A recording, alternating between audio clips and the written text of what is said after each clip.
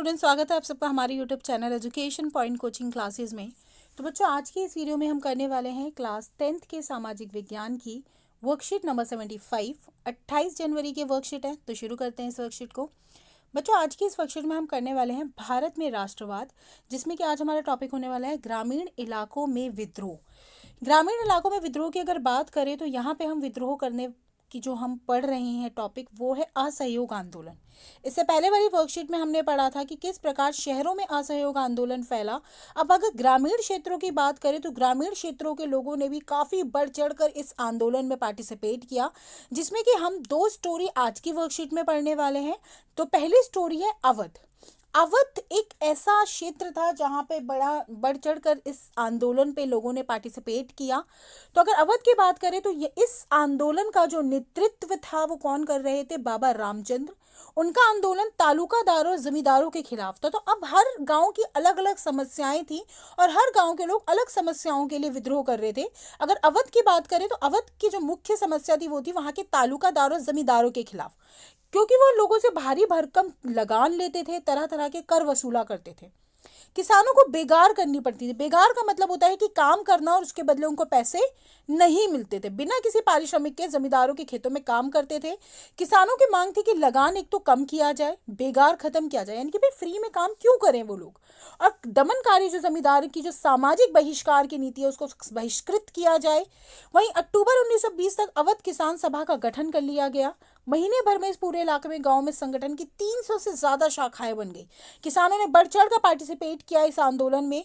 अगले साल जब असहयोग आंदोलन शुरू हुआ तो कांग्रेस ने अवध के किसानों के संघर्ष को इस आंदोलन में शामिल करने का प्रयास किया, लेकिन किसानों ने आंदोलन में ऐसे स्वरूप विकसित हो चुके थे जिससे कांग्रेस नेतृत्व खुश नहीं था। वैसे कोशिश यही की गई कि इसको असहयोग आंदोलन में मिलाया जाए, पर जिस प्रकार से ये लोग कार्य कर रहे थे कांग्रेस उस नीति से खुश नहीं हो पा रही थी, क्योंकि जो असहयोग आंदोलन के लिए जो नीतियां डिसाइड की गई थी ये किसान थोड़े उससे अलग चल रहे थे। 1921 में जब आंदोलन फैला तो तालुकादार और व्यापारियों के मकानों पर हमले होने लग गए।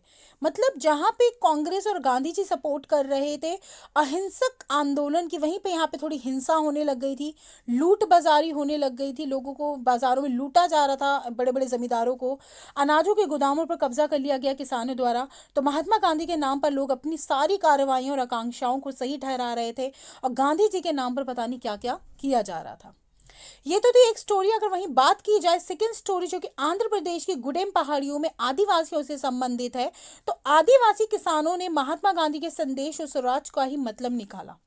1920 के दशक की शुरुआत में यहाँ एक उग्र गुरिल्ला आंदोलन फैल गया। यहाँ की अपनी अलग समस्याएं थी। यहाँ की समस्या क्या थी कि लोग अंग्रेजी सरकार द्वारा बनाए गए वन नियमों से बहुत ज्यादा परेशान और गुस्से में थे।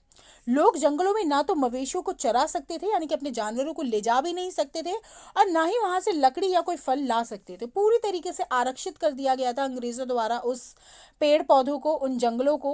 और उनके नेता बने अलूरी सीताराम राजू।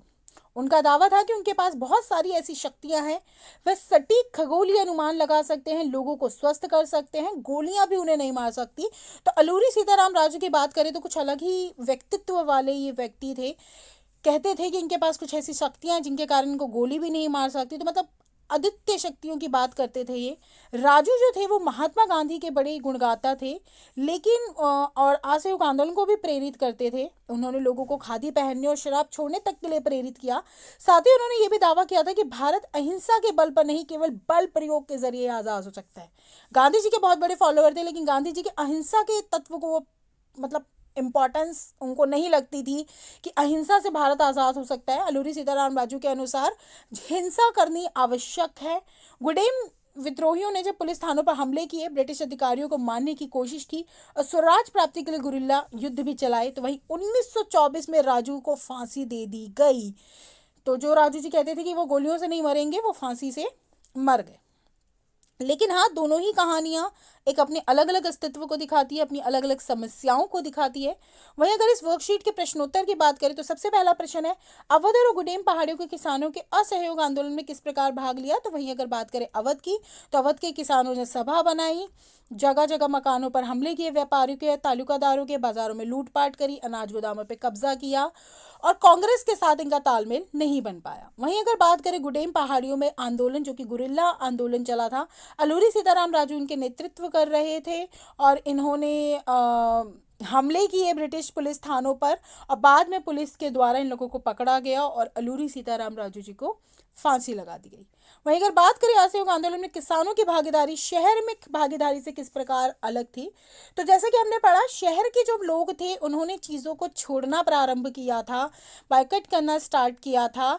और आखिरी बार में ऐसा हुआ कि लोगों को मजबूरन वापस अपने स्कूलों में या अपनी जॉब्स में या अपने लॉयर जो भी केस लड़ रहे थे, टीचर्स जिस भी इंस्टीट्यूट में पढ़ा रही थी, जाना पड़ा, क्योंकि वहाँ पे कोई प्राइवेट इंस्टीट्यूशंस अवेलेबल नहीं थे, बच्चों के लिए स्कूल्स अवेलेबल नहीं थे।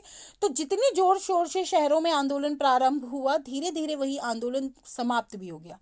वहीं अगर गाँव की बात करें तो गाँव के जो हमने दो स्टोरीज पढ़ी हैं, इनसे हमें ये बात पता चलती है कि इनके अपने अलग मुद्दे थे, अपनी अलग समस्याएं थी जिनको लेकर इनका आंदोलन था। शहर में तो ठीक है, वो गांधी जी की बात, गांधी जी ने बोला कि हमें सहयोग नहीं करना है, तो वो सहयोग नहीं कर रहे थे, लेकिन गांव के लोगों की अपनी अलग समस्याएं थी और हर गांव ने इस समस्या को अपने हिसाब से सॉल्व करने की कोशिश करी।